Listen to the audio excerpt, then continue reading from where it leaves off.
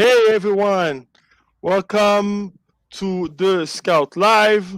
And today's show, we're gonna receive our big friend, my older brother for another land in US. Actually, I maybe just have like two brothers, one brother and one sister. So the sister she was already here. She was Sarah Geller, and she gave us a good, understanding about the game and the strength and condition. And my older brother, for the many years, I play against him. I beat him many times. A friend for many, a brother for many.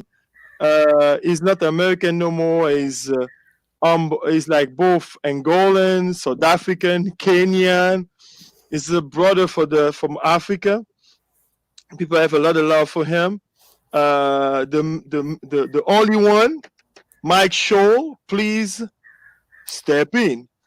Hey, thanks for having me, Vic.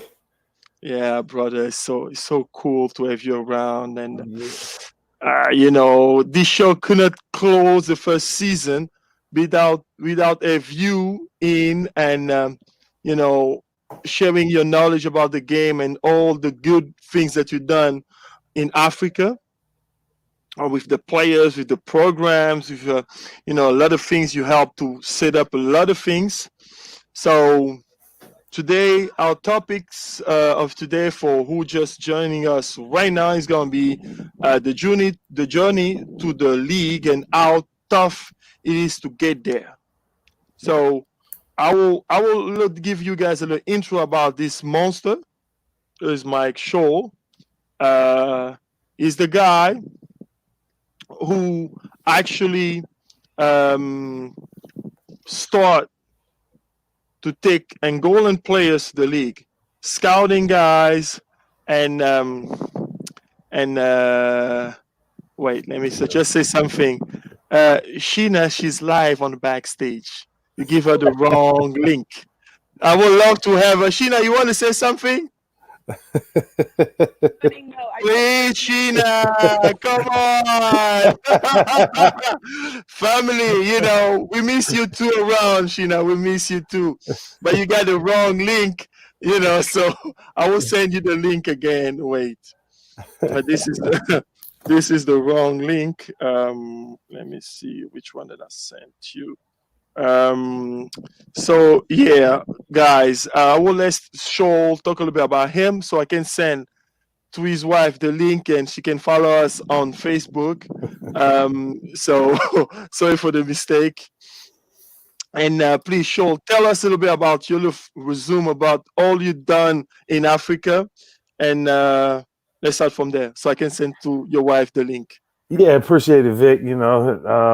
I'm gonna leave out those many victories you had against me, okay? But let me just start to say, my heart was in Africa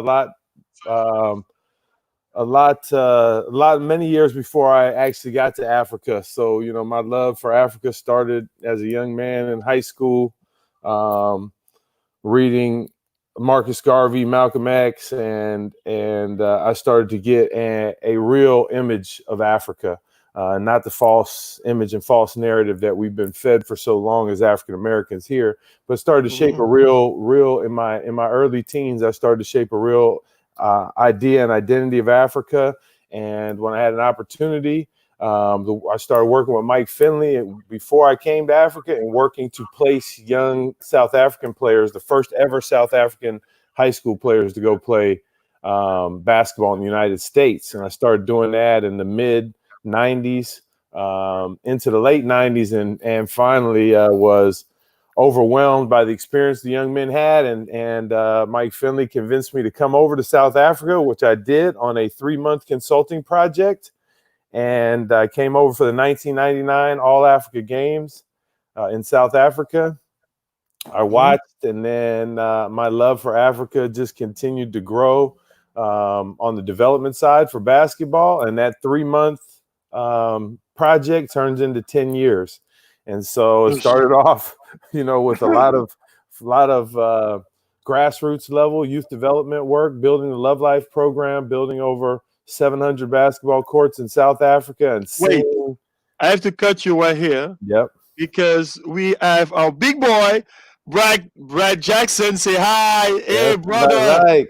Hey, Brad. So cool to have you down there. We have Pablo Baggio. Say hi from Chicago.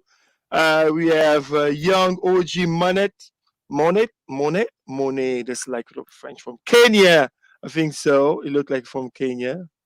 He say hello from Kenya. Thanks you guys to have in here. So, Mike, tell us.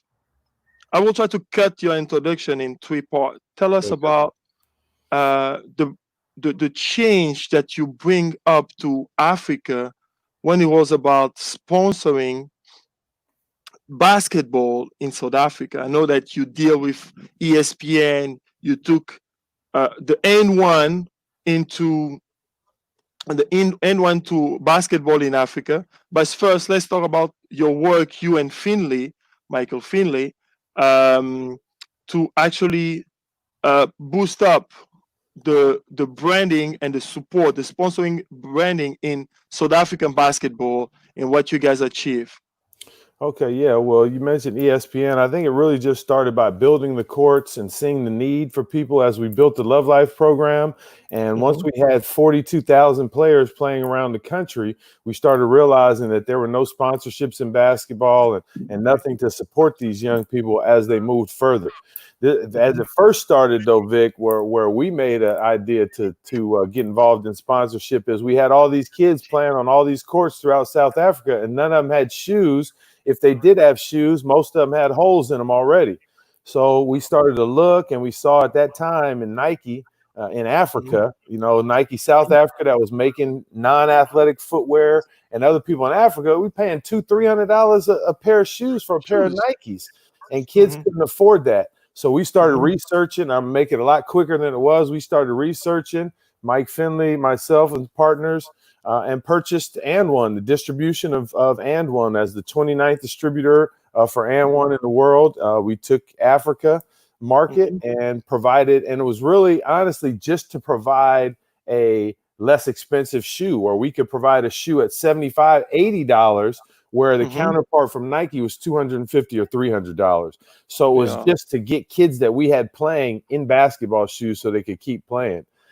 From that standpoint, most of the sponsorships we got in basketball were only social development to that time. ESPN came in and saw the talent of the team that we had at the time and decided to sponsor it. At the time, we Mhm, owned the distribution for And One, so we merged the two into an ESPN And One team that did very well there. And then to me, mhm, after meeting you, Vic, and seeing the success of the Angolan national team for so long, we were mhm, just shocked that there was no sponsorship for the national team, who had won countless championships in Africa.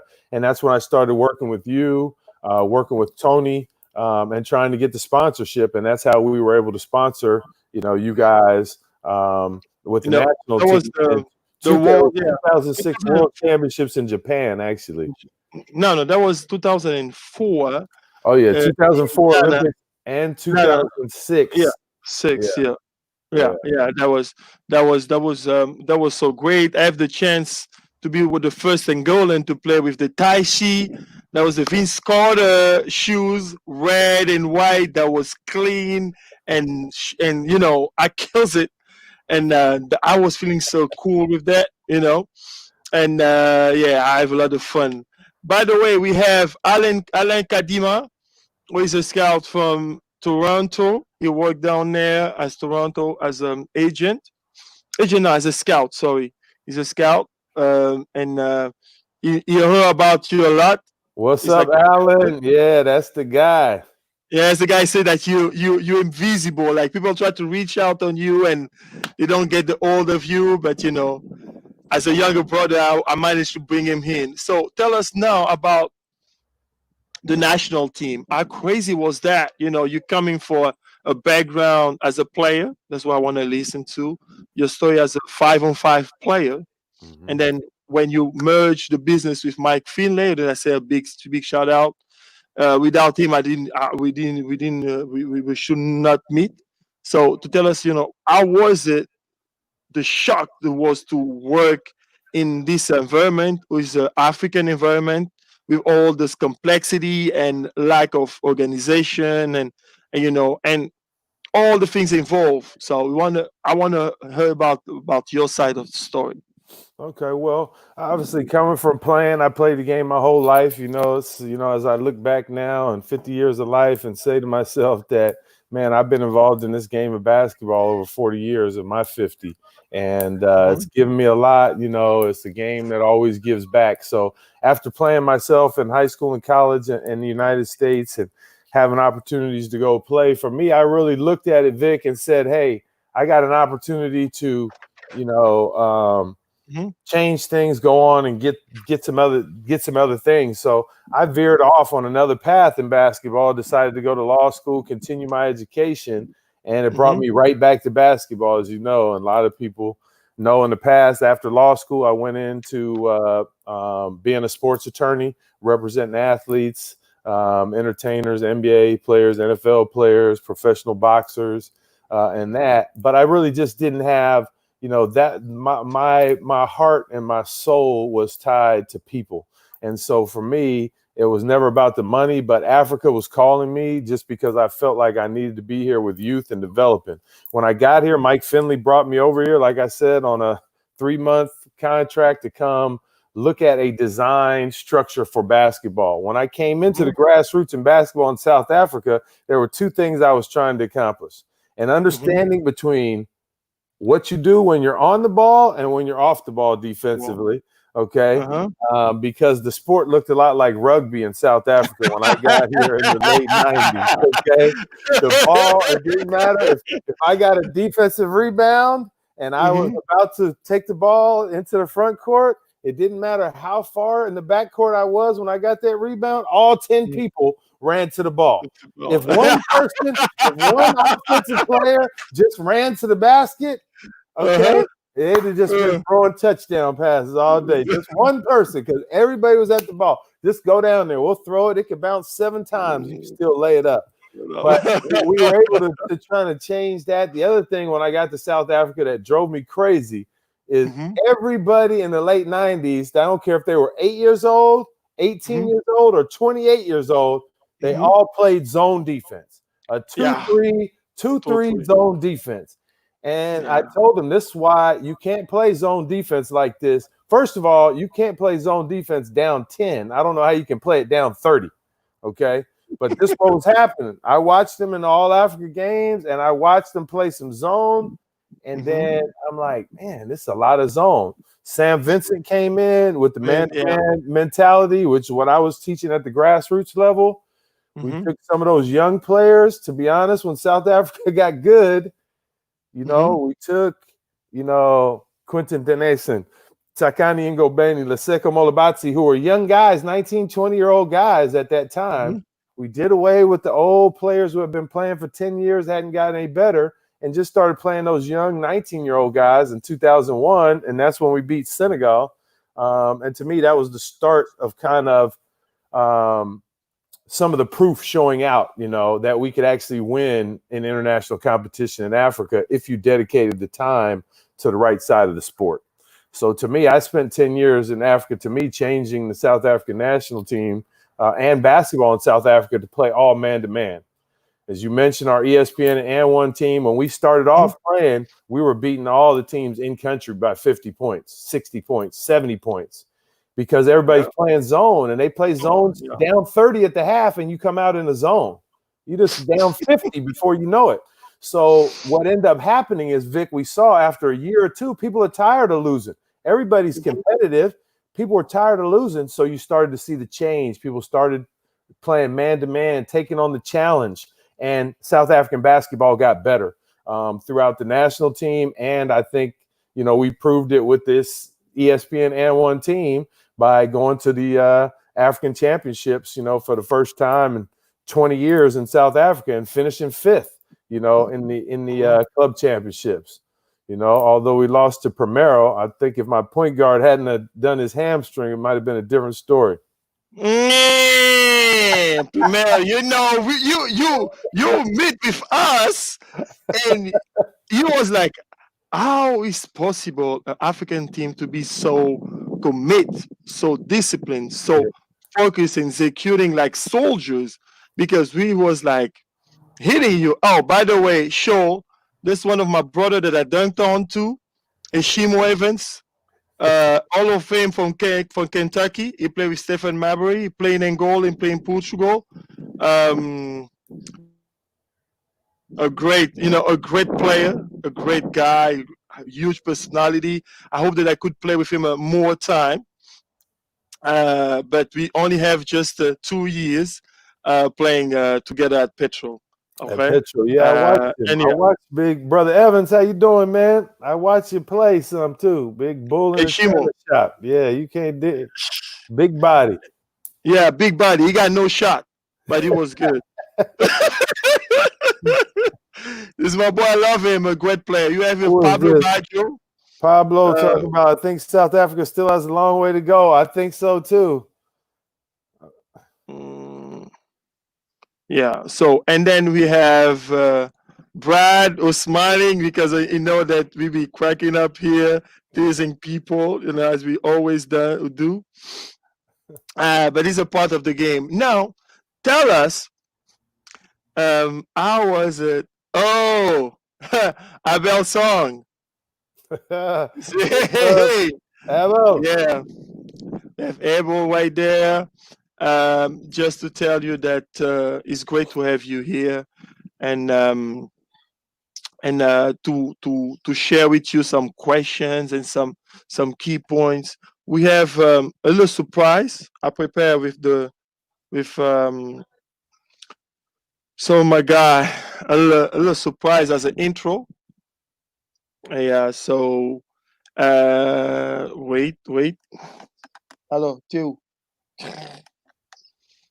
Yeah. So we gonna move to it. I'm by myself here running everything, but basically we're gonna jump on it and start it. So, sure, tell us your overview. You be in Kenya with the City Challenge. You be in Angola for the playoffs, and you have like the VIP seat in Angola. They love you here. Remember, Coach Africa Sul. Africa the um, Sul. yeah, but before we go to that, we have a hot seat gas. This is special. You guys have to understand. This is my brother. He have a lot of nationality in Africa. He's Kenyan, he's Cameroonese, he's the brother from the country. And as a homage for all you done, all the well you done for people, I have my first hot seat guest. Guess who is it? Avo. So Abel, Abel, Hey. Abel will hit you for a minute and tell us in 1 minute what you've done for him, for basketball on his side, what you represent, and what he's so grateful for meet you on his path to his destiny. Please, Abel, it's on you. You have 2 minutes. That's it. Kill it. Hey, hey, bro, how you doing, Mike? It's been a minute, brother. Good. I see you out there. You're winning out there. I'm happy you're healthy. You're back on your feet. Yes, Praise the sir. Lord for that. Yes, You sir. know, I was telling Victor, man, I'm a scout today for the Raptors. None of that happened without meeting you. I met you in 2008. I can't forget. Remember 2007, 2008 in Nairobi? Had the kids, worked out the kids. Then when you left for the US in 2008, introduced me to Mike Finley and to all the fellas, Amadou, Masai, gave a good recommendation. And thanks to you, today I'm a scout since 2013. And man, I can't thank you enough, man. It has been a roller coaster, experience. I've got to meet all the people I wish I ever met in reality. And I always tell people back here, you always had that passion. I remember you watching Bruce the Kumana with me in Buruburu in a little neighborhood in Nairobi, remember? Yeah. We traveled. We went to Burundi once to Yeah. watch the club championship Yeah. with Finley. You always had a passion for African players. And by the way, congratulations on getting Teddy Teddy, who came from Giants of Africa, tried to get him, to make the right decision a couple of years ago. But now I see he's in Long Beach. He texted me, so congrats, coach. Yeah, He's a great kid, and I know you can turn him. Yeah, we just moved him in the dorms last night. Great, great. Dorms, yeah. So he's doing good. Only problem, he's about 184 pounds, though. Okay, I'm gonna have him at about 204 in another 6 weeks.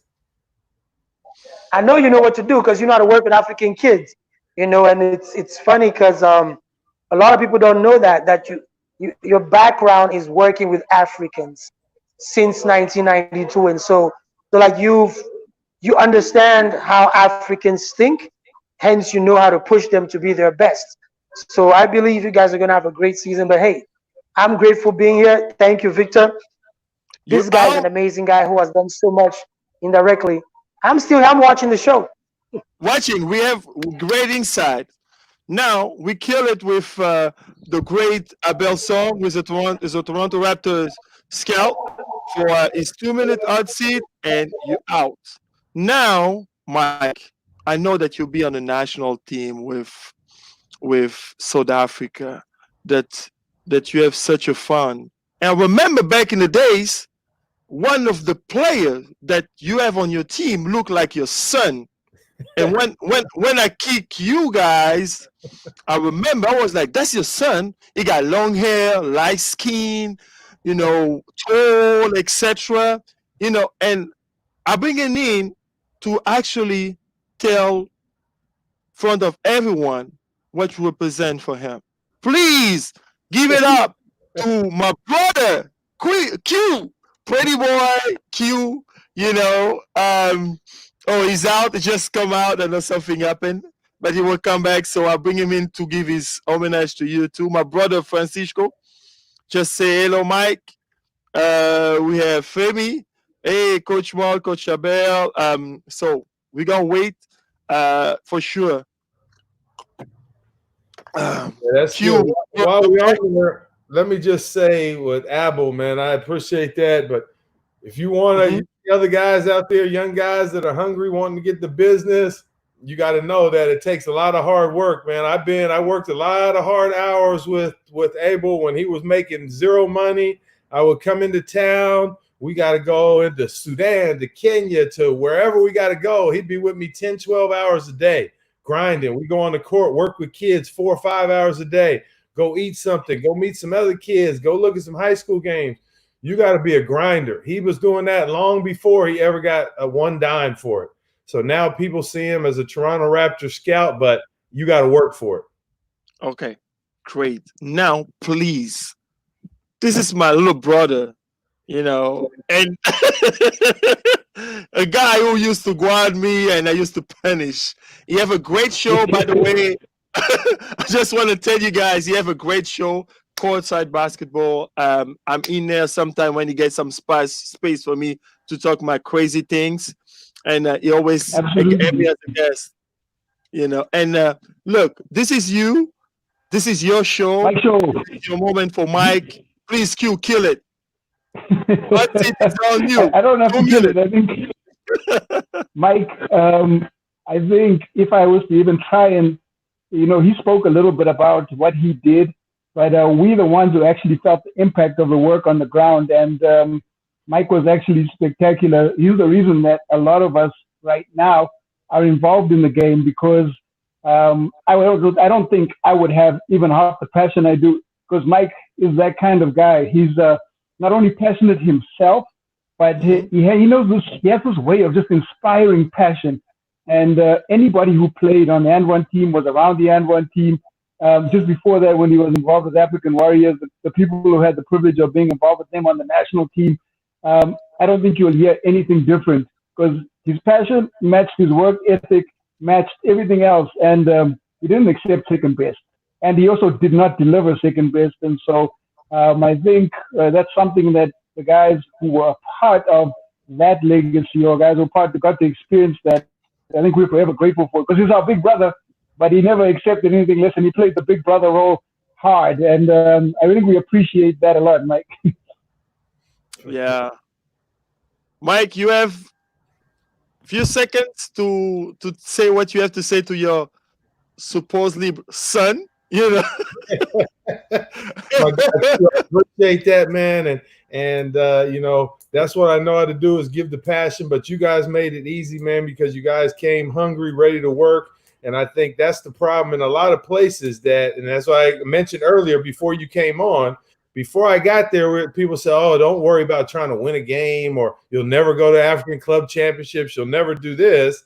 So all the people that said never, we just kind of got rid of them. And you, Les, and Takani, you guys were too young and wet behind the ears to be scared or think about what you couldn't do. We just went in and did stuff.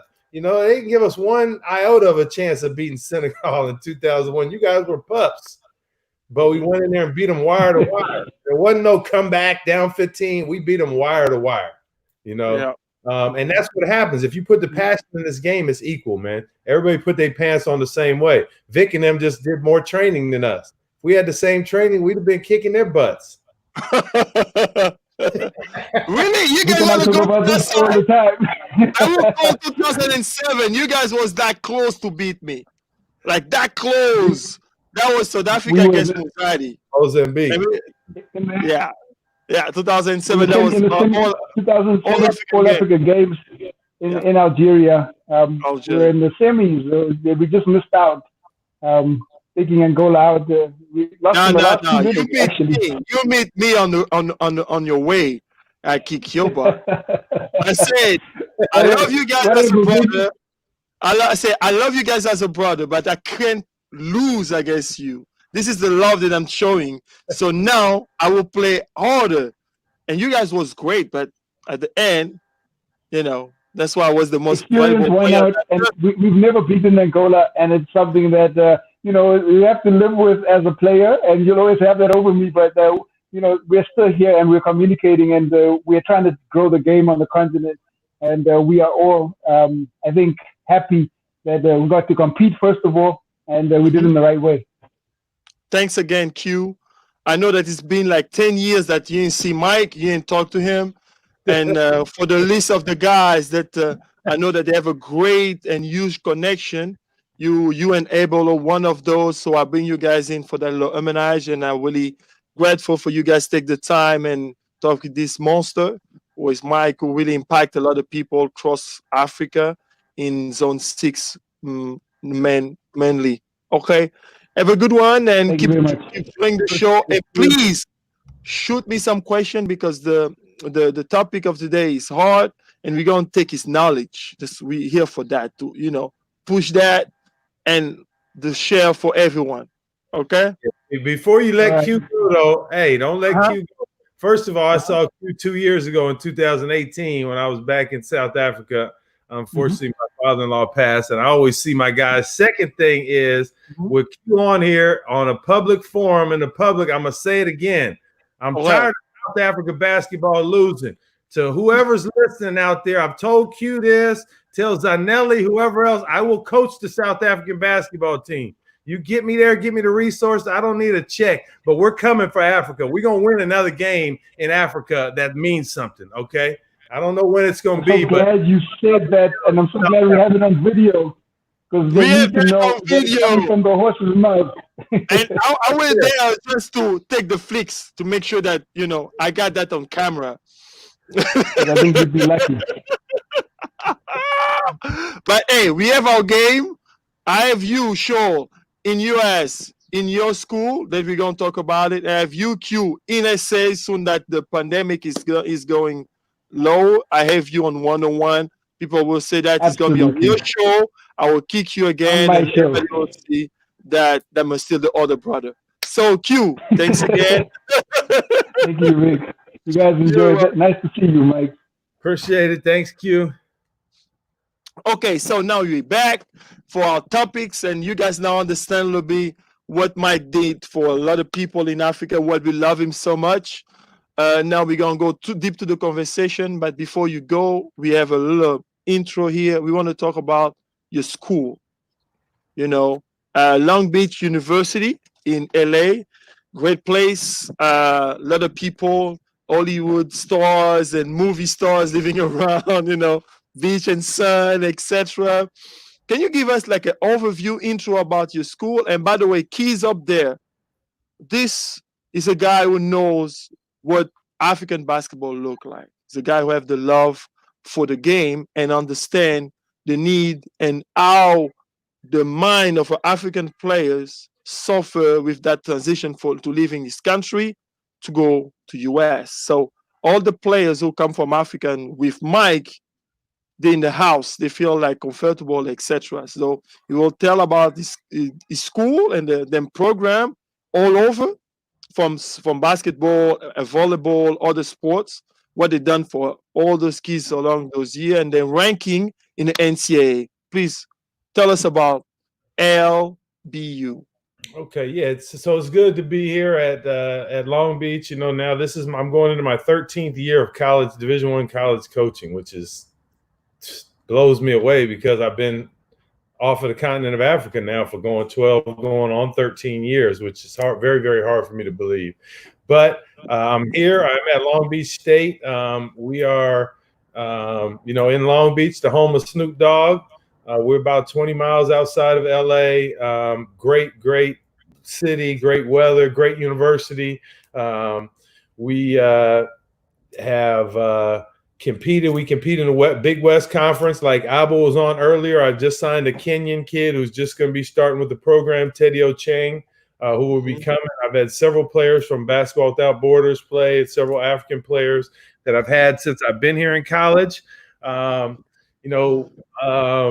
There are several players we all aspire to play in the NBA, but I think the new trend has been going over the last 10 years. There's been a lot of African players coming to the United States to go to NCAA Division I schools and then hope to play professionally from there, whether it be going from Division I into the NBA or going overseas. I think the person I'd like to highlight most that came from there without a real opportunity to come into college was Pascal Siakam, who went to New Mexico State. Just chose the right place for him, the right level. What people don't know is Pascal didn't shoot 1-3 in college. He didn't shoot 1 3-pointer in college, but he led the NCAA in rebounding. He averaged a double-double. He averaged about 19 points and 12 rebounds. He did all the dirty work. He did a role that he could do that got him into the league. And because of his work ethic in the league, that has expanded his game. And so now he's bouncing it, he's shooting it, he's doing those things. But his evolution, I just really commend Masai and Toronto as how they brought him along, because they really added to his game every year. He didn't try to do too much. He didn't try to come in the league and be a scorer and be something. He was what he was. He was a rebounder, a slasher, energy guy that could guard multiple positions. And now he's grown into that to be an NBA champion and now an all-star. But he did it the right way by going to a college where he could play and be counted on to do things instead of going to too high of a level. With college, I love being here in college because I love teaching, and we have a chance to teach young men both on and off the court. Unlike the NBA where I worked, just doing basketball, you have to do a lot more in college. You have to be concerned with their athletic progress, but also their academic and their social progress as well. Okay, that's pretty much cool. You guys have some question piece popping up. We're gonna go through some questions right now because we're jumping straight to the topics, and this will start from now. And people have to understand that time is money, and we're gonna go straight to the what is must matter. So tell us about your work in the NBA. For most of the people that they don't know, for other guys who knows, you be working with the Dallas Mavericks and the Detroit Pistons, and that was you, the part of the story of me jumping to the NBA, and when I get to the list of the second or the third guy in Angola history to try out with the league. Also, that famous letter from Olympio to get the invitation to the Detroit Pistons that come to my hand. I gave it to him to go try out. That was you. So tell us, how was the train back down there when you're working with the league for African players, especially for Angolan players and other African kids, to jump on those positions and comparing today, what you have to say? Yeah, well, obviously it was a tremendous honor working in the NBA and to work in Africa and to scout players. I just thought it was so much talent here. Look at Allen. Yeah, he's just hustling, man. It's like, yeah, this is taking all players. Stay on me. Hit me on WhatsApp. I'm taking all players, Allen. I know you got some. Yeah, he got some for sure. He got your number. I gave it to him. Yeah, and you will ask those questions on WhatsApp, not on my show. It's my cousin, but I have to be like family besides. So. Come on, Alan, from the okay. So in the NBA, so coming and working, one, it was an honor to be in Africa. Two, there was other scouts before me that had rose up into positions from Masai, from Amadou. But the difference for me was I was just one of the few full-time African scouts that was based in Africa. And so it allowed me the opportunity to move around and see at the time where the game was, at that time in the early 2000s, Vic, seeing you and watching you a couple times, you were really what they were taking at the time, what they were looking at and who could make the league, power forward, 6'10", could extend the floor, could shoot the jump shot, athletic enough to play offensively and defensively. Because a lot of people say, okay, if you're not athletic, you could get away with it some with Jokic and Big Baby Davis and some of those guys. It's hard to do it. It's hard to do it now. It really is, because everybody's long, thin, running and jumping. So even back then, without the athleticism like you had, it's very hard to even get a shot off in the NBA inside. I don't think people realize that, and you were kind of the prototypical, right at the right age, good NBA body, and could run the floor, athletic, and it's what they were looking for, which is why I think you got a couple of shots to get in the NBA. Whereas for the Olympio, we had never taken guards from Africa, and that kind of had been a stereotype. Until today, yeah, make it clear. Until today. You could say Moutier, some of the others, but still, the thought is they got guards that have been playing in this system, playing IQs their whole lives, been playing there. But for me, I would be a little remiss not to mention the racial implications of that. To me, thank you. Hearing that Africans can't play the point guard position, but Europeans can play it and Americans can play it. Now, I understand that we have several African-American players, the best players in the world, playing the point guard position. So I'm not just saying, but by just saying that African players cannot play the point guard position is saying to me that African players are not cerebral enough, which is what we've lived with in the United States forever, saying that African-American players and black players couldn't play the quarterback position in football because they had to think too much and it was a too cerebral a position for them to play. Now, I have to call it as I see it. And that's how I've seen it for 20 years, as people have told me that point guards couldn't play in Africa. To me, it has nothing to do with their IQ or their intelligence level. It has to do with the number of basketball games that they play and the number of practices that they play, which is why you in Angola have a tremendous point guard play, because you guys have played in so many international competitions, in so many world championships and Olympic games, that those players got seasoned through that. And guards need time and need situations to play. It's one, you play X amount of games, but for them, they have to be in X amount of pick and rolls, both offensively and defensively, to start getting comfortable with it. So with that said, there were guards that were not seen. Olympio was a next level talent to me. Although he was slight in build, his athleticism, his quickness, his ability to score, shoot the three, shoot the mid-range, get to the basket, and score at all three levels, I think made him a prime candidate for the NBA. He also had a no-nonsense demeanor about him. As you know, you play with Olympio, he's stone-faced. He don't make he don't dunk on. He come back. No emotion. He take it guard, somebody run into him, he get a big block. And that's what Mike in the NBA. He had that Kawhi type of demeanor. He didn't change his facial expressions a lot. He smiled every now and again, but was a quiet demeanor. They liked that in the NBA. That's what Joe Dumars liked. He really liked that about Olympio, and he liked his athleticism. I thought he could be, similar, more of a two of what Carlos Delfino. Yeah. Kind of what Carlos Delfino gave us in Detroit. I thought he could give us. Problem is his body wasn't as big as Carlos.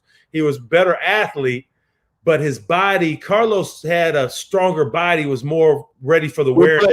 We played them 3 times. Yeah. We almost beat them 2 times. We lost by 1 and by 4.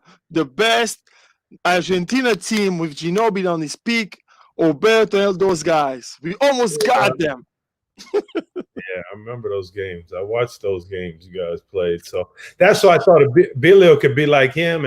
And he did very well. He got there and was like a lot of African players. You get there, you're in summer league, you're thrown into this. A lot of players, he needed to be more in a camp situation where they could see over time.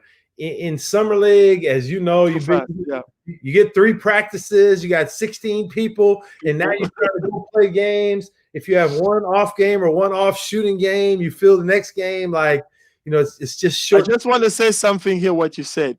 People, understand, you have 2 days, over 50, 60 people training for a spa of 12 players to go to the summer league.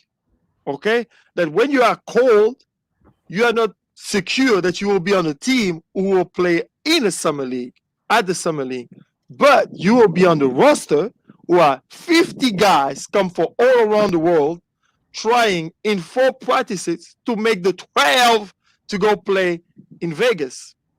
So, and every practice, if I'm wrong, please call me, every practice are recorded, and they see and they're looking for all your details, what you failed, your character, everything is evaluated to find a way to cut you. Yep. Basically, it's that, Please, Mike. Yes, and that's exactly true. And the biggest thing is they want to tire you out in those camps first, weed out people through the cardio by just wearing you out. And then, like you said, they may teach you a play here. You only run it once, and then they tell you run that play now. Tomorrow in the game, you don't run it right. They said, hey, man, you didn't set the down screen. You didn't set the back screen. You didn't. You were supposed to help on this defensive coverage. It was your tag, and then get out. All those things they're evaluating on the plus minus so they can, like I said, weed you out because there's only so many players. I don't think we realize when we talk about the NBA, and I see here you got a question here asking about This Silvio. is you. It's about asking about Silvio. But for this question, please, Lionel Jose, Mike will answer in 2 separate times. He will talk about in the era of Angolan domination and now situation. Okay? That's going to be better so people can really understand what could happen and what could not, because we are in a special situation with the pandemic and where the game will be more virtual than actually physical. So, Mike, what you can say about this question? Yeah, so, I think what you're saying in the camp, I think people don't realize how much it's a mental game. Like physically, there's a lot of guys that can make the NBA, but you have to have the mental toughness. The mental toughness to play 82 games is not just you're playing 82 games and another 100 practices. That's what people are not realizing. And you got to be that guy for 82 games and 100 practices. There's guys in the park in New York City that could be that guy for 5 games, but they can't be that for 82 games and 100 practices. They can't make it to the bus 82 times on time. I'm just keeping it real. I know plenty of guys that got to the bus late on their 3rd time as a rookie, and they opened the bus and they handed them a check and said, "That's your severance check. You just been cut." Okay. And they like, huh? Yeah, that's the last check you're going to get to the bus on time. The professionalism and the things like that, Vic, there's a whole lot of players that can play NBA basketball athletically, but they're not professional enough to do what they have to do in the team hotels, during the community service events, during the film sessions, in the team hotel. It's a lot more that goes into it. It's like we see ourselves. You have to be a professional person and a professional man to be a professional basketball player. I always tell people, pros look at things different. I work out a lot of pros. The pros I work out, they don't come to the gym in their stuff and work out. They come to the gym, they got their bag with their shoes, boom, they sit down, they put their stuff on, they stretch, they get ready, they work out. They're not working out like my 10-year-old son. Show up at the gym 10 minutes before, shoot a couple half-court shots, run around, and then it's a professional mindset. Now, we're talking about Lionel Jose got this question here, and I'm glad he brought this because I wanted to talk about this in two parts. We're talking about Silvio de Souza. It's a new era of Angolan basketball. First, because y'all used to be selfish with all your talent. You kept everybody in the club. Political issues. Those political issues, crazy mindset worked. Those political issues worked because they kept all your talent at home. All your talent in the homegrown league, mostly playing, at that time, you guys were playing mostly on two teams, Primero and Petro, with a couple guys. I think maybe Minguez then was still with Inter or somebody else. There was a couple guys, but it was 5 guys from Primero, 6 guys from Primero, 5 guys from Petro, 1 guy from Inter, 1 guy from here. That's the national team. And you guys developed a lot of camaraderie, a lot of cohesiveness and chemistry. And won. Now you got some players. Back then, you guys were all. So only one of you on that national team went to college, right? Kikesh was Gomez. Went to Valparaiso. Everybody else stayed at home. One player. Now you got, but all of you could have played Division I college basketball. Everyone on that team, even the young ones, from Carlos Moraes to Milton could play. You. Baduna, Angela, any of y'all could have played in college, but you were already making money. It would have been a violation. Making money. You were pros, okay? But now basketball, that was the heyday when you guys won all those. And I hate to upset Angolan people. I don't mean to say that, but you had the heyday when you guys won 5, 6, however many, 7 African 12, 13, however many it was. I'm talking about Olympic Games. Y'all went to 6 straight Olympic Games. We went to 9. It was like 9, like 8, 9. Yeah. 5, So in that heyday with keeping everybody home, now you're sending players here to college, sending players here. They don't have as much. I watched Silvio with the national team. He's a young boy on the national team. He's not, even though he has the ability to be an NBA player, he hasn't been in those wars that you guys were in with those teams. I'm just calling it like I see it. You can go to Kansas and you can play Kansas State and Baylor and whatever, but that's not getting your head knocked from Team USA or going into play. You guys went through wars that enabled you to dominate Africa, okay? And it allowed you to go in and have success all the way through, which took us all the way till 2006 to have 2 African teams get through the round of 16. But both you and Nigeria did it in the same year in 2006. Yep. So those things were very impressive to me. Now coming forward, Angola basketball is always going to have itself on a pedestal in Africa because the organization in which you guys. The organization and detail in which you guys put into your league. Africa needs to take a lesson from that with the homegrown league. And what you guys did is not allow too many teams at first, but to build that thing properly and leave a place for your home players to play where they can be paid and remunerated for playing a sport that they do well. That way the country benefits by having real professional players to represent them on the national team. Okay. Mike, you hear me? Yeah, I hear you. Yeah. So I have some issue with my camera that's gonna be done now. But keep going, please. Okay. So I will shoot you. We have Bajo here, and I will put you the next question. Please go ahead until I just fix my camera right quick. Okay. So that's the question, please. Okay. So how complex it is to work with as a scout.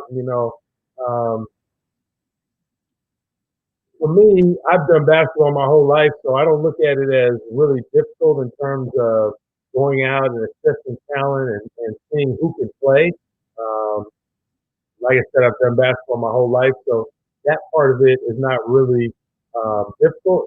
How complex it is you have to be able to look now around the world, the entire globe, and look for players. And that's who you're competing against. Like African players think they're competing against African players, and you're not.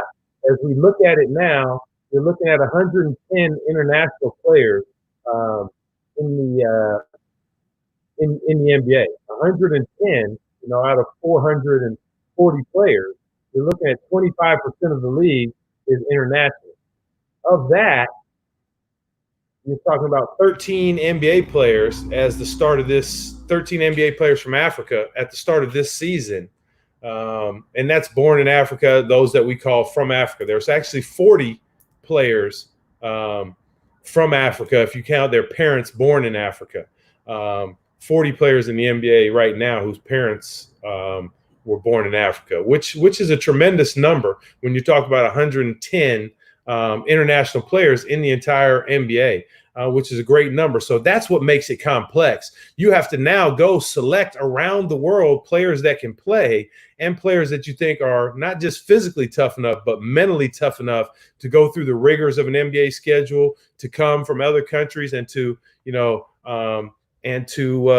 live and thrive in the United States. So the scouting part is difficult to find someone just that no one has heard of to try to make the NBA. You look at Jokic and players like this that were drafted when people didn't know of them.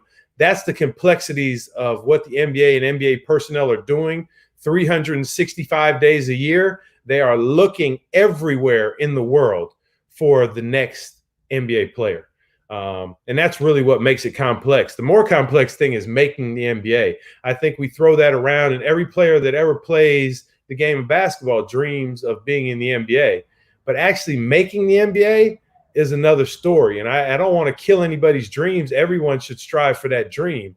But I just want people to know how, difficult it really is. And that's why when you see players from the NBA, from Africa who have come from backgrounds that they have, like Pascal Siakam, like Joel Embiid, like Luke Mba, who have come through things, and I just named all three Cameroonian players because they kind of come from Luke. Luke was our first player that I scouted in Africa 100 camp in 2001. And then Luke came out here to play at UCLA and then went on to play in the NBA. And he's been in Los Angeles most of that time. So from our relationship in Africa to now, I've been able to still be very close and watch with proud eyes very closely at what Luke has done. But what people fail to realize is Luke brought Joel Embiid over here to Montverde with his little brother. Joel brought Pascal Siakam over here. That's legacy. Okay. He didn't just say, I made it here. That's it. He looked at guys that had the same drive behind him and helped pull them along. And that's how I think dreams will be realized for players getting to the NBA. I think African players have a better chance than ever to get to the NBA now. And that leads me back on Jose's question about Silvio De Souza. I think he has a much better chance to get to the NBA as an African player as any players did before him, because he went over to a premier program. He showed he can play. He'll have an opportunity, despite the issues with the fight and that, he'll have an opportunity to prove to people who he is as a person and who he is as a player to make the NBA.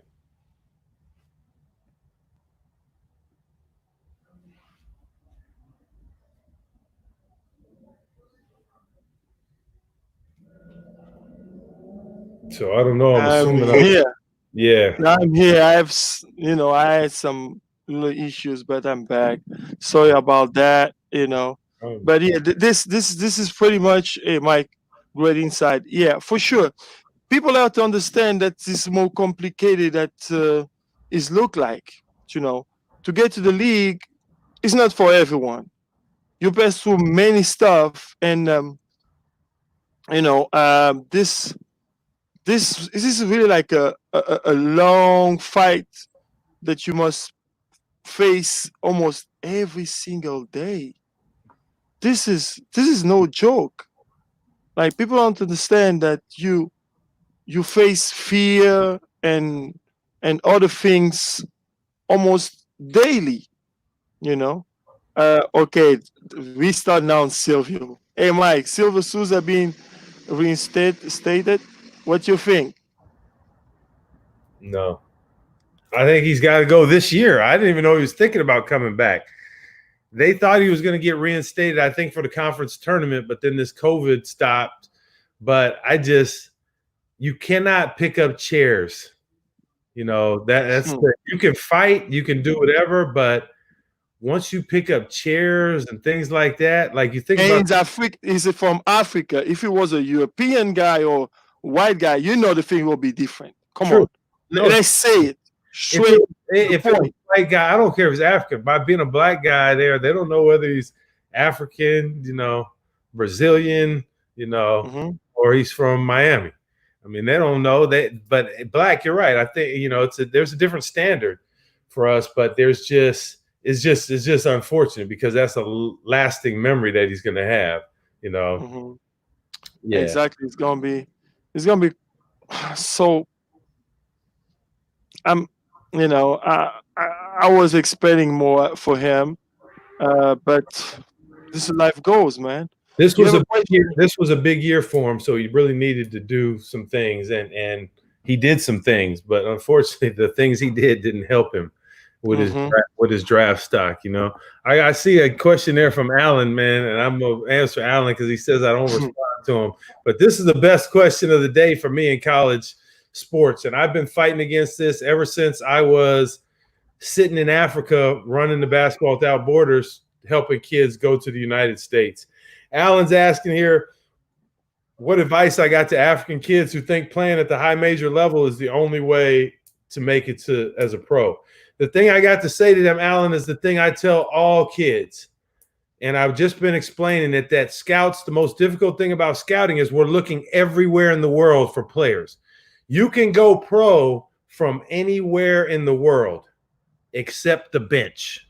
You can't go pro from the bench, okay? You can go pro from Luanda High School, okay? You can go pro from Primero de Gusto Club. You can go pro from Alcorn State University, okay? I don't care where it is. You can go pro from Johnny's Academy over in Serbia, okay? Go pro from just about anywhere, but you cannot go pro from the bench. They don't take guys from the bench to the pros. So my advice to guys is no. African kids playing at the highest level is not correct. They need to go play at the best level where they can play and contribute. I tell guys, every day you're not getting better, you're getting worse. And a lot of African players go to the highest level. They sit there for 2 years, 3 years, and every day they're not getting better, they're getting worse. And by the time it comes time to play, they can't really play. Then their career is over, and there's no professional opportunities for somebody that sat the bench for 3 years. These kids got to go where they can play, like Pascal Siakam.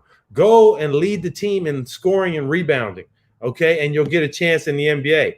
I told this story, and Abel is on here. He'll get a laugh out of this, but when he was mentoring Hashim Thabit, I got in touch with Hashim. I tried to tell Hashim and help Hashim pick a college, okay? Pick a university that was proper with him. And Abel kept telling him there was a school that was calling him. It was Radford.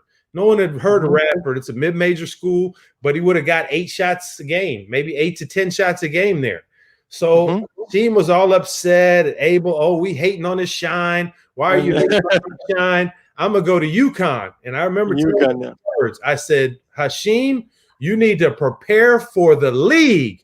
Don't prepare for the draft. And he went to UConn. He caught lobs. He blocked shots. What he was able to do, he could do that when he went there. But he didn't learn anything else. He didn't learn how to score in the low post. He didn't learn how to step out to the short corner, shoot an elbow jump shot, none of that. And so he was third pick in the draft, but he couldn't play. When you're the third pick in the draft, they don't want to run up and throw you lobs. They want to walk it up, and they want to roll it in the post, and they want dividends, okay? He didn't give him the dividends. He's out of the league. That is my answer to Alan's question about going high major. These players need to prepare for the NBA, the league, not for the draft. Anybody can get picked, but it's hard to make it and play in the NBA. Okay. Pablo just hit a good question right here. What do you think? Which easiest for a player? Well, that's the easy question, Pablo. I like the softballs. It's much easier to go from college to the NBA than it is straight from his country. In Africa. In Europe, because of the club structure and the way everything is, it's much easier to go from your home country or from your club, because Luka Doncic is obviously from Slovenia, but he went from his club in Spain. Okay, but they also had to pay a $3 million buyout for that contract. Okay, it's much easier to go in Africa from college because only one player drafted straight from their country in Africa, and that was a GK Ugboja, who was drafted by the Cleveland Cavaliers 2006, I want to say, or 7. Yeah, it's almost impossible to go to the NBA from straight from your country.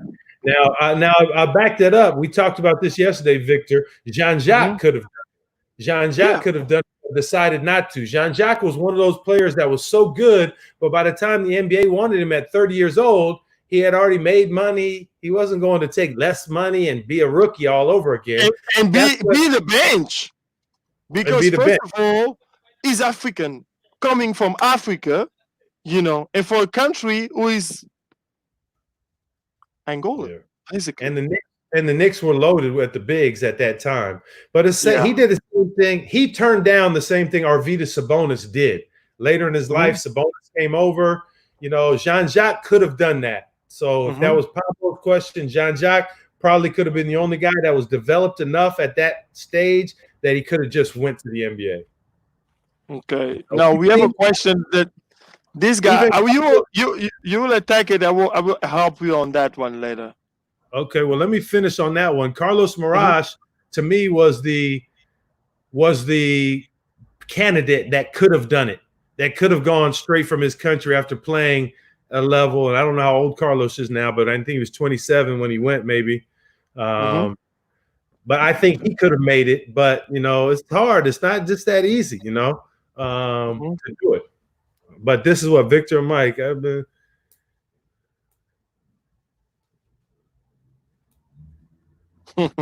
And see what really kills a dream of African athletes: dedication. Okay, please, Mike. I know you're my guest, but I need to stand out on this. Give a little intro, just to separate and everybody have to understand what's going on here. Now you have no bond with NBA teams, so I will give it the right way because I know you will have no problem with that. Okay? Keep it real. Look, people, you guys have to understand. The game is not just done in a court. A player have many things around him who affect this time of playing, inside, contract level. All these have different sections. The dream that everybody is selling about the NBA, most of the part, is not possible for African players. We have a continent of more than 10 billion people, or most of them are under 25 years old. They are born athletics.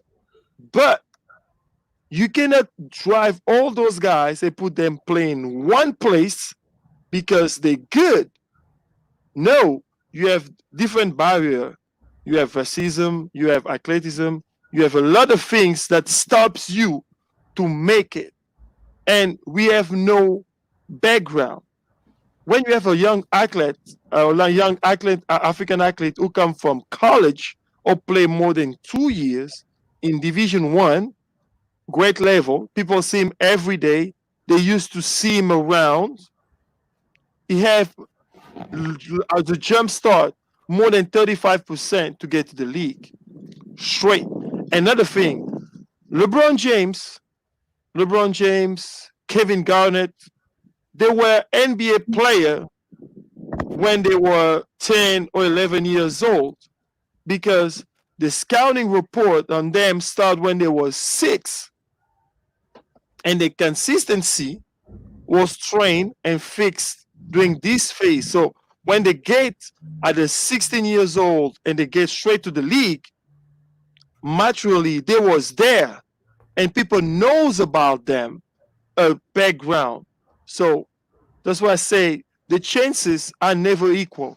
To see a guy like Silvio and Bruno, who is the first Angolan to make to the league, I'm so happy finally we have one Angolan.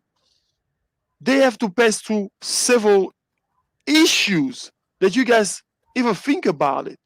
The chase between a Nigerian player, a Cameroon players, or Kenyan Angolan is because you have Akim Olajuwon from Nigeria. So every scout, when they look for African player, they look for a big guy who can move, who run the floor, have a great touch, because he made it to such a high level that he creates a souvenir, a background.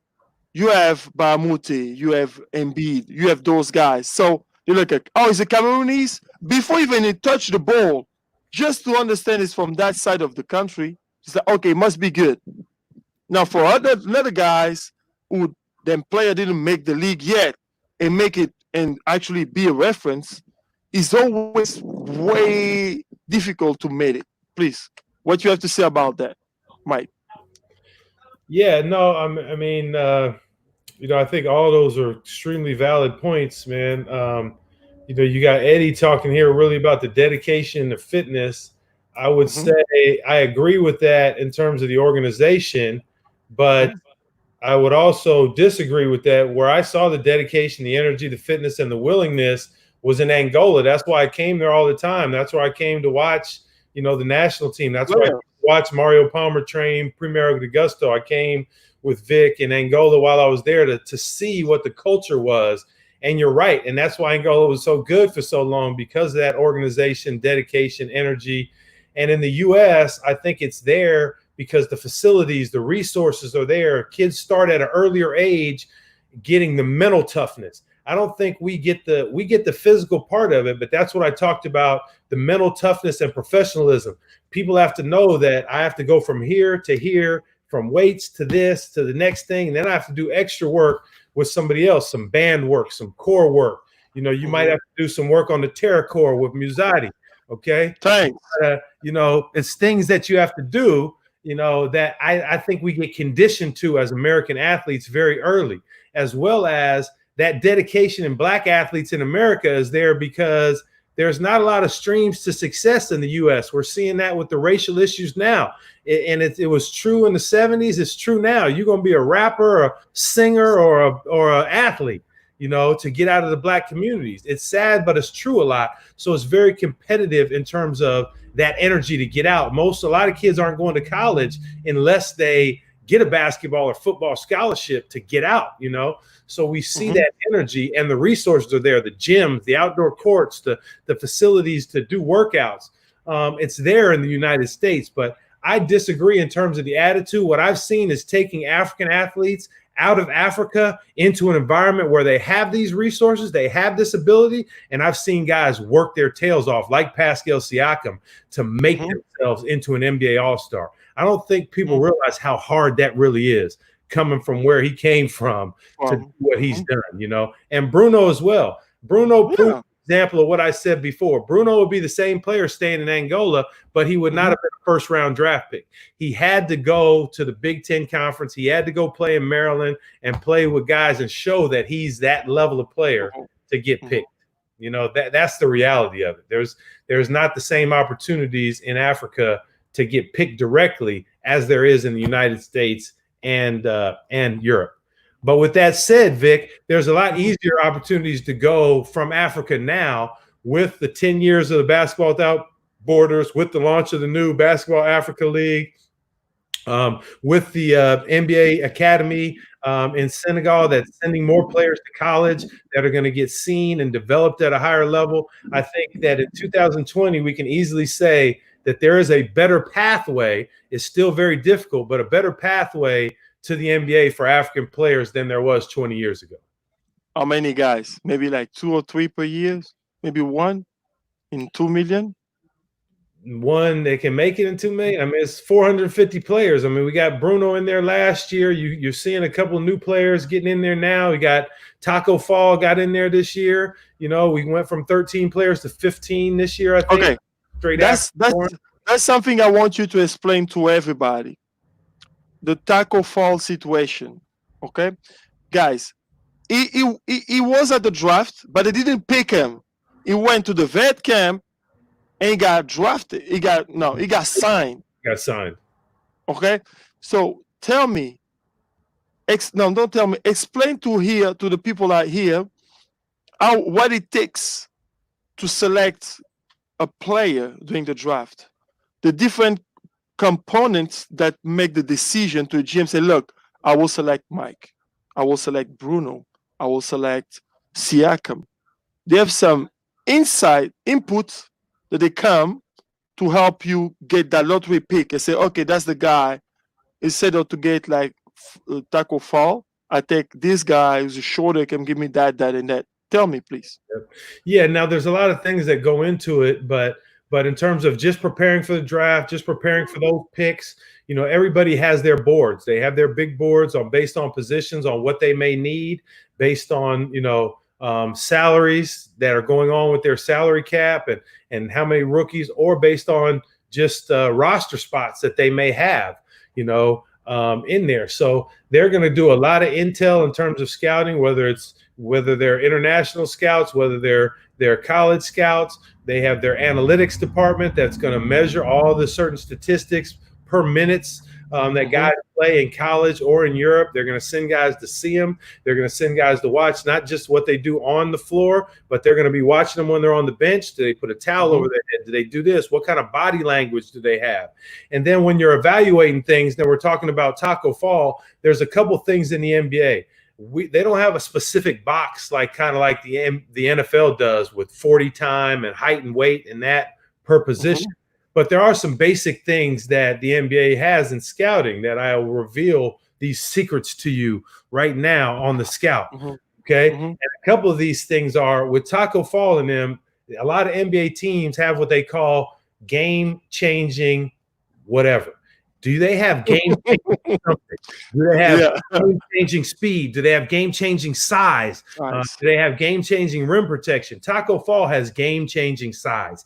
He's so protection that just being in the lane without jumping, without that, he takes up so much space that he has game-changing size. Even though he didn't fit the some of the other boxes in terms of he can't change ends from free throw line to free throw line at the level you'd like him to for the NBA. He can't switch ball screens, you know, at the end of ball screens and keep it in front of him. Okay. There's a lot of things he can't do that you'd like your big guys in the NBA to do, but he was worth taking a chance on because he has that game-changing size. It's like you see little guys. Muggsy Bogues was 5'2". He got in the league because he had game-changing speed. He had an ability to get in the lane and see out of it as a little guy that guys did not have. So that game-changing speed and vision that he had, even though he didn't fit by 5'2", he didn't really fit the metrics, but he had game-changing size and that vision that allowed him to come. So those are some things that people look for. Other things when you're looking to draft players, you know, and things I got from Joe Dumars, things that he looked for all the time. He looked for what level did this player ever dominate on? Did they dominate in U16? Did they dominate at 18U African championships? What level did they dominate on? They dominated at the World Championships. They dominated like Luka Doncic dominated. As an 18-year-old, he dominated the EuroLeague. He was the MVP of the EuroLeague. That was a barometer to them that, wow, this kid dominated the highest basketball outside of the NBA at 18 years old. Okay. That was a barometer that put him in the highest category because they knew he dominated on what level. And it wasn't high school or U16, or it was the highest level of basketball outside the NBA. They look at that. The other things they look at is what one thing, Vic, what one thing does this guy do better than others on the basketball court? No matter what, if he's on the outside courts at the National Stadium in Luanda, if he's, you know, in Petro's gym, if he's at the United Center in Chicago, if he's in, you know, the American Airlines Arena in Miami, what one thing does he do every time? he rebounds, he blocks shots, he shoots it.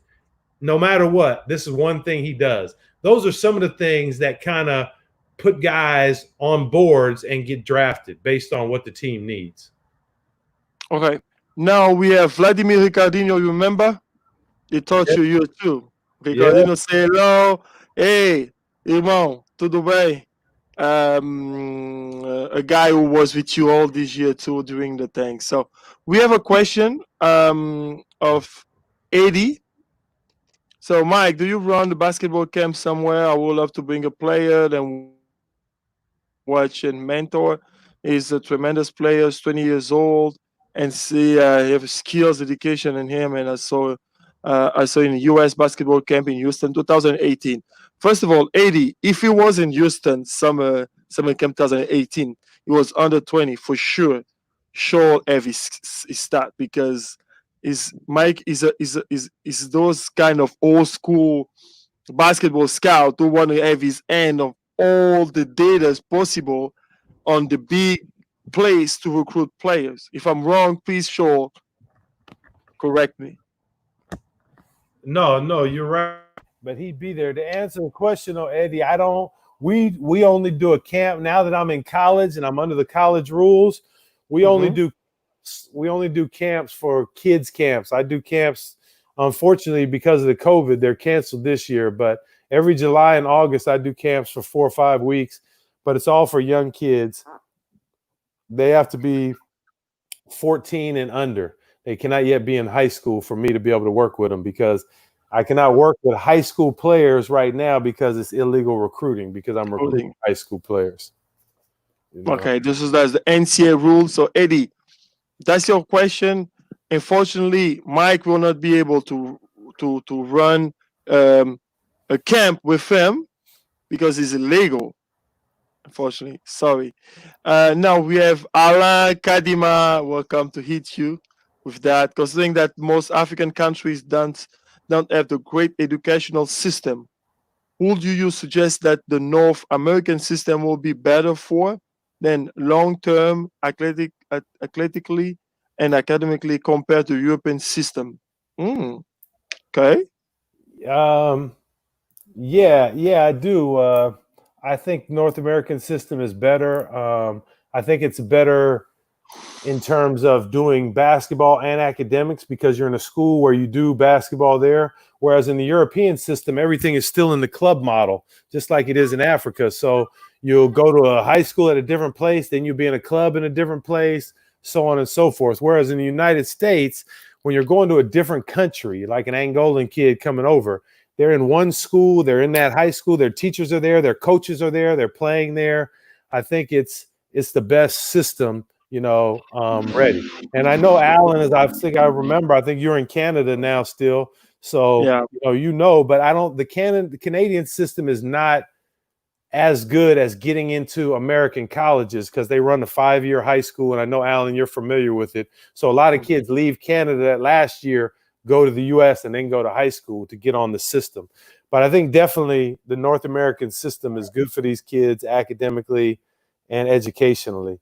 And the NBA is addressing that themselves by having their academy in Senegal so they can try to have a standard education and get kids straight to college, which I agree with too. Great. Eddie, in the camp, we receive a player evaluation sheet from John Lucas, Rocket players development coach, and a high players is scoring for the chance to be an NBA player. One thing I want to give a little statement here. Look, I love the league. I dream to play in the league, but we have to stop in Africa. We have to stop thinking that the NBA is the life changing. A player must be good, period. You have to work him out to get on this max potential. And now it will pick if he's fit, because that's the thing. You can be an NBA caliber players, but you don't fit on any league team needs, because you need to. Right. It's like, okay, we need a Victor Muzadi to take the place of Victor Muzadi, because that's the kind of player that we're looking for. Right. And if we don't have this player right now, we're gonna have issue. Let me see. You get me? Like it's like my camera today is killing, but that's basically that. People have to understand that uh, that's the way it works. And if you don't have that, sorry, everything will be just popping up and go wrong and etc. Right. Well, I saw, there was what is the kid's name? I saw a kid who was a good player, a young Angolan player that was in Arizona. Mm-hmm. What was his name, man? Oh, he was good, man. I think it was Eduardo Andre. Mm-hmm. Have you heard of him? Yeah, Eduardo Andre. One in Nebraska.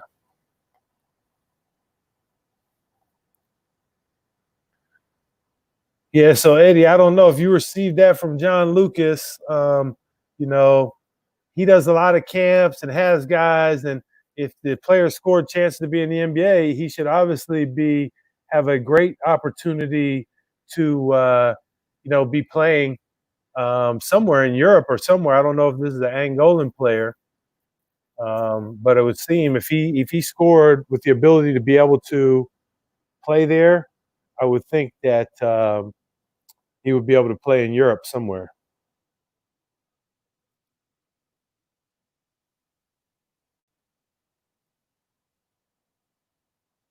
Yeah, Pablo, you asking about the age limit for NBA draft?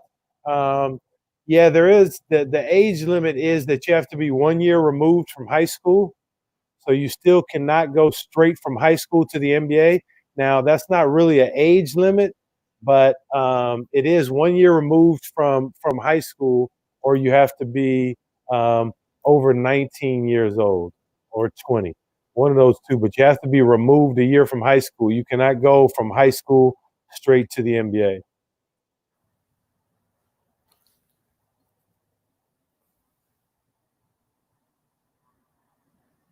Mike? Hello, Mike. Yeah. Yep. We have another question here. I'm fixing my camera. So we have, okay, Angola is from London, England. We have in the camp receiver. Okay. So, Mike, tell us a little bit about your program. And if you have something to present, some image about your college, it will be great to exchange that with our people are viewing now the show. Okay. Yeah, I don't have any image to share of the program, but I just to talk, being in college basketball after being in various positions in basketball with both the Detroit Pistons and the Dallas Mavericks, to have coached with the South African national team, to have helped with the Senegal national team, the Nigerian national team.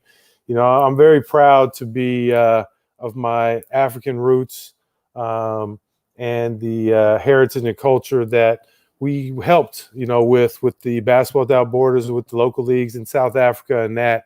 But in college, I like it. To be honest, the reason I came over to college because we were sending so many players to the United States through our camp and through our programs in South Africa that I kept sending players. And to be quite honest, they were treated like the African player, like, hey, man, we'll get to you when we get to you. And it pissed me off. And so after time, I just was finally like, I'm sending so many players over. I need to go coach some of these players and help them grow from being young men to being men and continue doing what I love in coaching basketball. We have a great program here at Long Beach State, one of the 350 Division I programs in the country. We recruit players from all over, as well as several African players that I've had from Nigeria, a Kenyan player that will be joining our team right now, Senegalese player that I've had. So I still recruit Africa and still have a fond place in my heart always for Africa. So that's kind of where I am. I love our program. We play everybody in the country. We play, just this year alone, we played UCLA, USC, Providence, Florida, Duke. We'll play everybody, year in and year out, which is fun. You get to play these coaches that I've seen on television forever. And what I have to say to people is basketball is basketball. You may see the game and you're a coach somewhere and you see somebody coaching and you see Coach K at Duke and you're like, oh, wow, he's got all the answers. At the end of the day, it's still basketball. He's just been doing it a long time. And I thought that a long time too, until I got my first top 25 win. We played UCLA, first game of the season. We were like 27-point underdogs. And this one I was at Loyola Marymount, and I looked down there at Ben Howland, and they said, oh, man, he's been to the Final Four X amount of times. And, and my assistant's telling me, oh, he's done this, he did that. And I said, you think he ate something today for pregame? Because I ate something. Maybe we're the same, And I looked down there with 2 minutes left to go in the game, and he had his hand in his head, and 20,000 people in Poly Pavilion were silent because we beat their ass that night. And that proved to me that basketball is just the same. I was 1 year off the continent of Africa. Here I'm playing the storied UCLA with X amount of national championships. And for the first time since 1946, little old Loyola Marymount went in there and beat them. And that proved to me, just like all you coaches out there, you can coach anywhere in the world. It's just about the opportunity. And when you get there, just have passion with what you're doing. And basketball is basketball. It's not rocket science. Of course. Exactly. What a great insight. Guys, sorry, I have an issue with my camera, and I had to switch the computer and the connection. Sorry, but now I'm back. And Mike, look, this be such a great moment that we're passing through. Can you give me your college web page? Is like Long Beach. Yeah, it's Long Beach State University. Basketball. No, Long Beach State basketball. Basketball. Yeah, just Long Beach State. Yeah, Long Beach State. Okay, we're gonna share with the people right here. The Maisie program, the pretty, like, you guys have a great place for basketball. Sun, beach, like it's a place like where, like, when you're there, you're like, okay, I want to be here and be a part of the family for sure. I will come over to visit, and see other things. Let me see where you got it there. Maybe you could pull up the mail is. the pyramid. Push that here.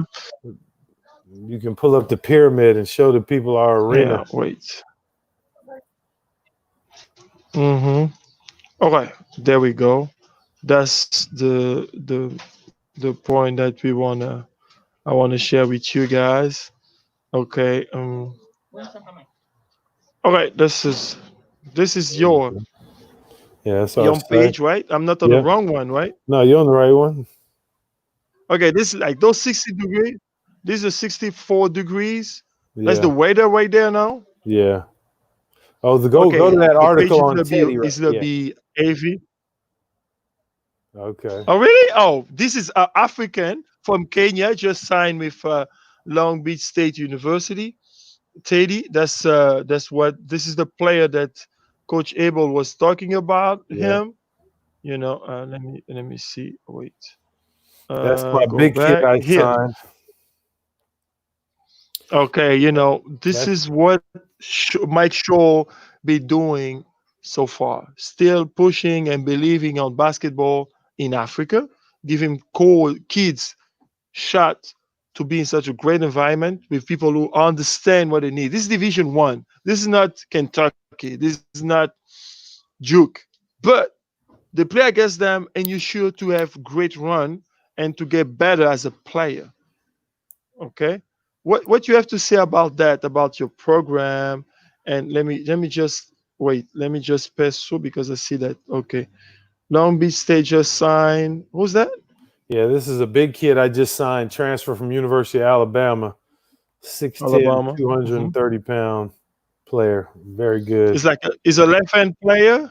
What he done? Like, what is his little? Give us like a little scout resume on him. Yeah, this kid is a super power kid, power player, 6'10", 230 pounds. He's going to remind you of Chris Webber in college, okay? There we All over the rim,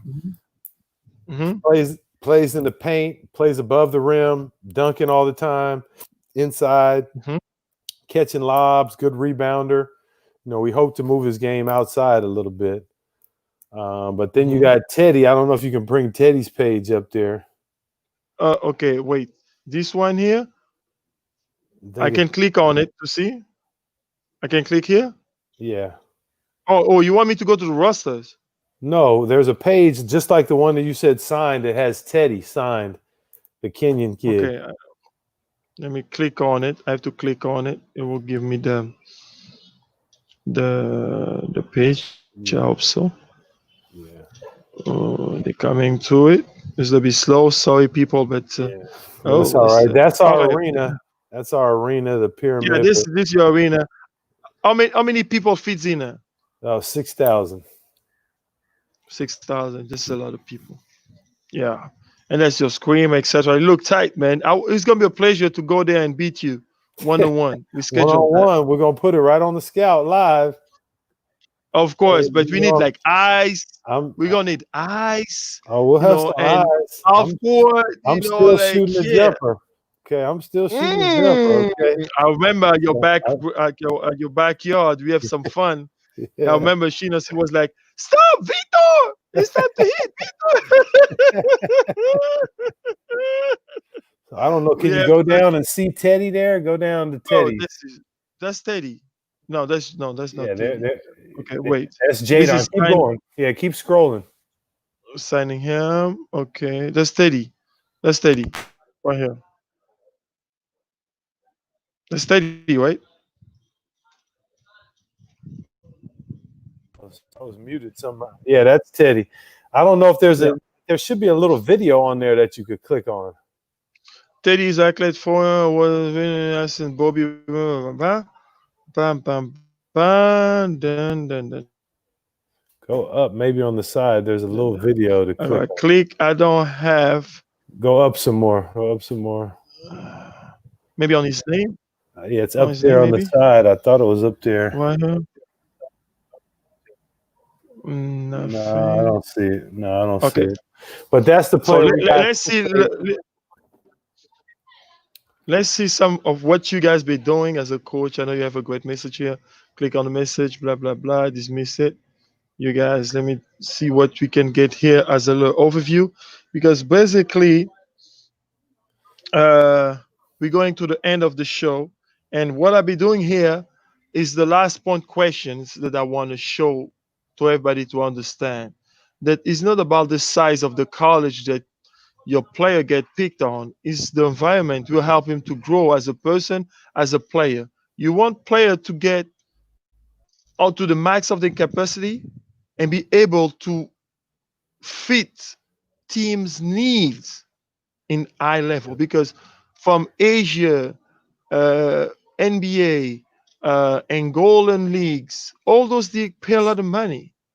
You playing and you train because that's my view. Oh, Mike, you send me something? Yeah, I sent you something just to see if you could pull up that Walter Pyramid and just show the people the arena we play in, because so many people ask me about. Okay. Let me drop in here. Walter Water. Yeah. What's the story? What's the story of it? Huh? The Walter Pyramid is that Mike and Arlene Walter, who are two of our big boosters, gave a couple $1 million to name the pyramid. But the pyramid, it's an actual pyramid. So it's one of 3 pyramids in the United States. Memphis Arena, where Penny Hardaway coaches. And then our pyramid here, you might want to just click on the images. Maybe click on, that's the inside of it. Yeah, that one. Right there. I'm on it. Oh, this one here, right? This one? Yeah, you can click that one. Any of one of the outside, inside ones. But it's 3 pyramids. Like this one. Yeah, the Luxor Hotel, the Memphis Pyramid, and then the Walter Pyramid at Long Beach are the only 3 pyramids in the United States. So it's a really fun venue. to play in. Now you got the Memphis Mhm. pyramid up now instead of the Walter pyramid. Wait, this is the Memphis. Yeah, that's Shit. Memphis, and then we have ours is this top one on the left Okay, next that's to the it, one. right there. Yeah, that's us. Yeah. So it's a good venue, but so many people from Africa that come and are like, wow, the gym is great. And the first thing people ask me, what is the gym? How is the gym? And I say, well, Yeah. the gym is an arena, but it's a Mhm. great facility. We love it. We're a mile from the beach in Long Beach, so it's great, man. It's been great to talk to everybody here in Africa, and to see everybody. Look at that. Finally, we have a great view of it. Yeah, yeah. Oh, yeah. Definitely. I would love to play there and beat you in this gym, man. Well, put your cursor Oh, right there. man. That's me. You I got would it. love to be here. Put your cursor right over there in the huddle. You had your cursor right on me over there. Where? Right there. Here? That's me. Right here? Yeah, right there. That's me standing right in You want there. me to zoom in? No, don't zoom in. Okay, let me zoom in. No, I zoom in. You were here? Where? Here, right? Yeah, right in that huddle. That's me there. Yeah. But Hey, that's all good. I'm just showing people the arena. Come, send your players, Alan. I need some good players. Send me some more Africans, y'all. Okay, so the pyramid costs $22 $22 million. Yeah. million. In Just so you guys 1992. understand what is other. Yeah, and you can get a great players or to get better the industry if you don't invest on facility infrastructures and other things. These kind of things put athlete first. You have to understand that sport is about people, and you need to put people first. I mean, like you have to. It's like in a work office, you get the best gears, the best conditions, so you know that people can do their job well. The same way with basketball or with soccer, sport is like that. And we hope that our guys who run the money can understand that and push that forward, you know. Uh, so for your arena, oh, look at that. Mm, Yeah. God. That's how it looks right now. This Empty. this is nice. This is yeah, like, of course, for sure, empty. Empty But right now. this is so great. So I'm going back to our main page. Let me come back. We're here. So Mike, I got you, Alan. I for just real, sent that you a was WhatsApp.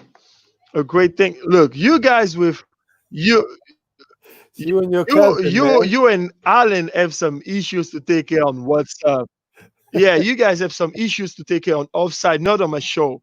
Okay, it's like Angolan and Congolese from London, blah blah blah, and I have like him pick up your phone. Yeah, I know Mike have a lot of issues with his phone. You guys have to understand that Hey, that was my Eddie. brother have a lot of problem with his phone, but for sure, he will reply if you text him. Yeah. Eddie was asking what was that arena? That was our arena at my school, Long Beach State, Eddie.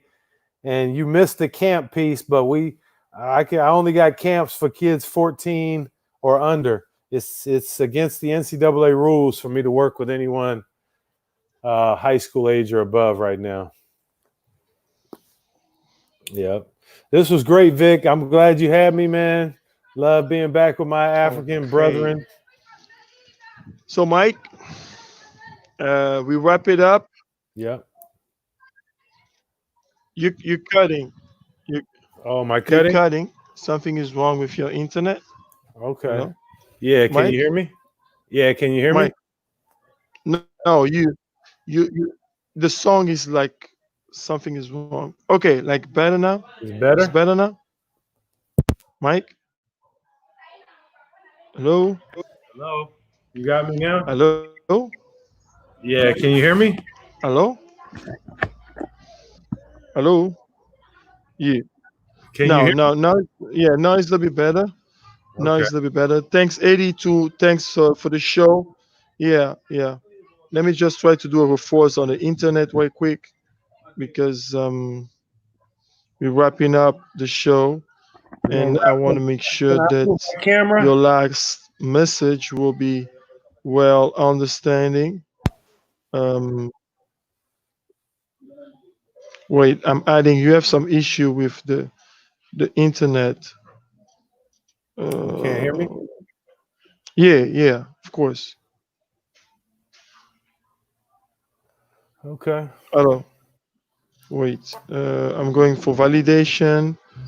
Um, I'm adding some credit on. It look like we off, but this okay. You hear me? Yeah, I hear you. Hello. Okay, Yep. that's perfect. So, Mike. So, as a full resume of what we talk here, can you give us your insight about how tough, because our topic is here, just people have to understand. And by the way, who want to hit Coach Mike on Instagram? That's his page. Sorry about that. Just you guys can hit that. It will have all of Mike. It's gonna be a pleasure for him to talk to you guys about players or guys you want to go over if you want to visit the college sometimes, etc. See some games. So you can hit Coach Mike in there. He's the assistant coach for the Long Beach State University, LBSU, okay, in LA. It would be a pleasure for him to go through you guys to visit or send some prospect for him to scout and try to coach. Yes, sir. And by the way, just to tell you guys, we're here because of Ekwanzaja, who is the online solution for money to order and pay stuff. Our main sponsor. Thanks again for believe on this concept to help us to bring that all those big individual from sport to share them knowledge to help players and kids in Africa to get to the excellence. Also, we have our another partner who is Angola Build, who actually to push that thing forward and help us to be here. Thanks again. We have two questions. Let me see. Good job, guys. Thanks, Alan. Alan wants something like definitely. Good. We have Eddie. We can hear you both loud and clear. Thanks. Just fix that out. Jose, Ivan Yola, Mike. From what age do you take player in your camp? From That's a great six from question. six from 6 years old to 14. Yo, I didn't know that. From 6 years old? Yeah. Six? Damn. I didn't know that. Yeah. Like intern? Like Six the intern? into camp. Yeah, they come to camp between 6 and 14 years old, and it's just in the summer, usually 4 or 5 weeks, usually 8. But we've taken kids from 6, so usually 8 to 14, but we take them as early as 6. We just don't get a lot of 6-year-olds. Okay. Yeah. Okay. Great question. That's great. So the theme of today, this episode 11, that was the journey to the league and how tough is to get there. So what's gonna be your executive summary of it? What you can say as a main key that people need to be a player? What you can say? Well, I think I've said throughout this whole thing, I think it came clear to people that it's a very tough journey. It is a tough journey. It's difficult to get there. It's not impossible. Nothing is impossible, as several have proven, but it takes a lot of will and, heart fortitude to get the things that you want. And I think to everybody out there, that's in everything in life. That's not just in basketball. But we all owe ourselves hard work and determination to get what we want in this life. Nobody owes us anything. We've been given a short end of the stick, whether it be as Africans with their foot on our neck or African Americans with their knee on our neck. But we don't make excuses about that. We don't do anything. We've been black our whole lives, and our ancestors have been too, and we're a very special people because of it. So I just think nobody owes us anything. We owe ourselves hard work and determination to go prove to everybody that with the other impact of racism and discrimination that's been against us as Black people, we've still succeeded, and we still got to keep doing it and not make excuses for it. Just be who we are. That makes us elevated, and God likes that. Great. So Thanks again, Mike, for your precious time. I know you guys gonna start the camp on Monday, and Yeah. I'm so happy to have you again, older brother. And we're gonna keep in touch. We have a lot of things to talk, a lot of things to fix it up. For now, just for you guys to keep in touch. Next week, my guest will be Roland Houston, who is the coach and the director manager of the NBA Academy in Senegal. He will share his knowledge about the game, what's going on in that side of the country. With Senegal, people are speaking French, American, or actually now speaking French. He was a great player, played for the league. Now he's coaching for the past more than 10 years. It was tough to find him, with the NBA authorization to allow him to talk and not, but we managed that. So it's gonna be my next guest. Please bring your kids who want to know more about the academy and want to know how to make that, what kind of player they look for to fit them needs, because that's the big point here. As a player, you must train your skills to fit on teams' needs, following the trend of basketball today. This is really important. Don't train moves that you know that you will not put like a Serge Ibaka training every day, step back from the trees. You don't want that. So basically, be smart. You are freaking, so you're smart. Be smart, understand the needs, and set yourself up. So we have one more message here. Is a question. It's gonna be the last one we're gonna take. Kindly explain the stage of development for those kids once they have reached the age of 14 and need to move along to the next level and down the development. So, Mike, that's the last question Well, I think what that is for us, for and you. it's by rule that we can only have till 14. So what we do is just trying to concentrating on all individual skill development and the general understanding of the game in terms of 5-on-5 offense and defense, both on ball, help side defense, and give them a structure of that. The next stage is here in America is they go play on these highly competitive 16 and 17U AAU teams, and then into their high school teams where they prepare for college. And that's the next level that prepares them from my level in college is the AAU basketball, club basketball, and high school basketball. That prepares them for the college level for me, and hopefully I prepare them for professional basketball, whether that be in the NBA, like James Ennis, who I have from Long Beach State, who was the starting small forward for Orlando Magic. He was the 52nd pick in the NBA draft. He's the only second-round pick from the 2014 draft still in the NBA. Okay, that's how hard it is to get there and stay there. But whatever level and stay there, So yeah, that's the development level. So I know we're getting out of here. I'm going to let everybody see sunny Southern California as I sign off. That's Mike. Mike. I got these gentlemen. About to tee off here, okay? But just so y'all can see, it is sunny out here in Southern California. To everybody else in Africa on the show, I appreciate it, y'all. Love y'all. Love you, Vic. Thanks for having me on. Okay, have a good one. And we close with our last intro. Bye, Mike. Bye, everyone.